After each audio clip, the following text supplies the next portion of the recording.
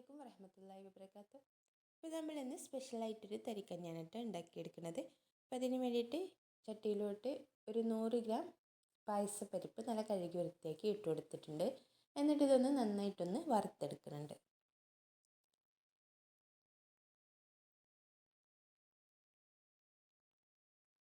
നന്നായിട്ട് തന്നെ ഒന്ന് വറവായി വരുമ്പോൾ ഇതിലേക്ക് ഒരു പിടിയോളം ബദാമും കൂടെ ചേർത്ത് കൊടുക്കുന്നുണ്ട്. ഇത് രണ്ടും നന്നായിട്ടൊന്ന് വറുത്തെടുക്കുന്നുണ്ട്. അപ്പോൾ എൻ്റെ വീഡിയോ ഇഷ്ടപ്പെടുന്നുണ്ടെങ്കിൽ ഒന്ന് ലൈക്ക് ചെയ്യാനും ഷെയർ ചെയ്യാനും കമൻറ്റ് ചെയ്യാനും പിന്നെ സബ്സ്ക്രൈബ് ചെയ്യാനും മറക്കില്ലേ. അപ്പോൾ ഇത് നന്നായിട്ട് വറവായി വന്നിട്ടുണ്ട്. ഇതൊന്ന് ഇറക്കി വെച്ചിട്ട് ചൂടാറി വരുമ്പോൾ ഒരു മിക്സിയുടെ ജാറിലിട്ടൊന്ന് പൊടിച്ചെടുക്കുന്നുണ്ട്. ഇനി ഒരു പാത്രത്തിലോട്ട് തേങ്ങയുടെ 2 പാൽ ഒഴിച്ചു കൊടുക്കുന്നുണ്ട്. 2 തേങ്ങയാണ് എടുത്തിട്ടുള്ളത്. അതിൻ്റെ 2 പാലാണ് ഒഴിച്ചു കൊടുക്കുന്നത്.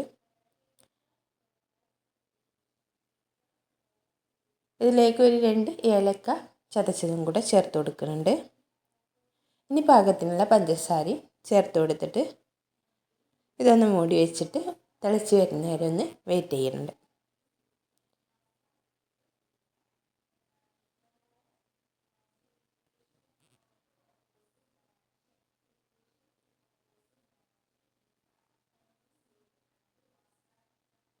അപ്പോൾ അതാ നമ്മുടെ പാലൊക്കെ തിളച്ച് വന്നിട്ടുണ്ട്.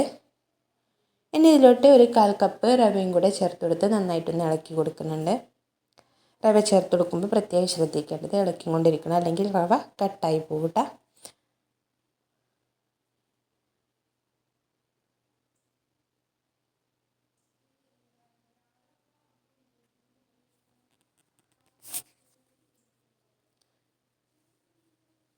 റവ ചേർത്തതിന് ശേഷം നമ്മൾ പൊടിച്ച് വെച്ച് പായസപ്പരിപ്പിൻ്റെ പൊടി ഒരു 2 ടേബിൾ സ്പൂൺ ഇതിലേക്ക് ഇട്ട് കൊടുക്കുന്നുണ്ട്.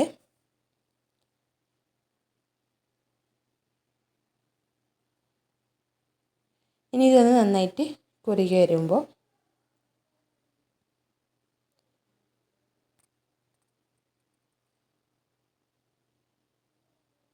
നമ്മൾ തേങ്ങയുടെ 1 പാൽ ഇവിടെ മാറ്റി വെച്ചിട്ടുണ്ടായിരുന്നു. അതും കൂടെ ഒന്ന് ഇതിലേക്ക് ഒഴിച്ചു കൊടുക്കുക.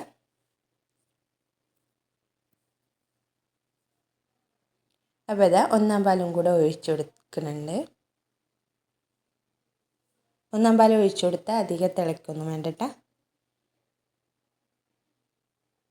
ഇനി ഇതൊന്ന് ഇറക്കി വെച്ചിട്ട് നമ്മളൊരു ചട്ടി അടുപ്പിൽ വെച്ച് കൊടുത്തിട്ടുണ്ട്. എന്നിട്ട് അതിലേക്ക് ഒരു ടേബിൾ സ്പൂൺ നെയ്യ് ഒഴിച്ചു കൊടുത്തിട്ടുണ്ട്. കുറച്ച് അണ്ടിപ്പരിപ്പ് ഇട്ട് കുറച്ച് മുന്തിരി ഇട്ടൊന്ന് മൂത്ത് വരുമ്പോൾ ഒന്ന് കോരി മാറ്റി കൊടുക്കുന്നുണ്ട്.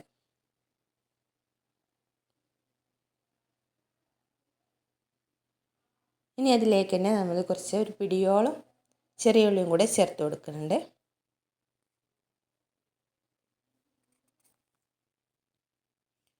ചെറിയ ഉള്ളി ഒന്ന് മൂത്ത് വരുമ്പോൾ നമ്മളിത് തരിക്കഞ്ഞിലോട്ട് ഒഴിച്ചു കൊടുക്കുന്നുണ്ട്. എന്നിട്ട് മാറ്റി വെച്ച അണ്ടിപ്പരിപ്പ് മുന്തിരി ഇതിൻ്റെ മുകളിൽ ഇട്ട് കൊടുക്കുന്നുണ്ട്.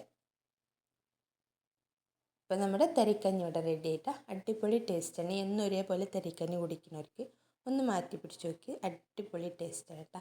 ഇഷ്ടപ്പെട്ടാൽ ഒന്ന് ട്രൈ ചെയ്ത് നോക്കൂ. സിമ്പിളായിട്ട് ചെയ്തെടുക്കാൻ പറ്റും. അപ്പോൾ ഇത്രയുള്ളൂ. അപ്പോൾ ശരി, ബൈ.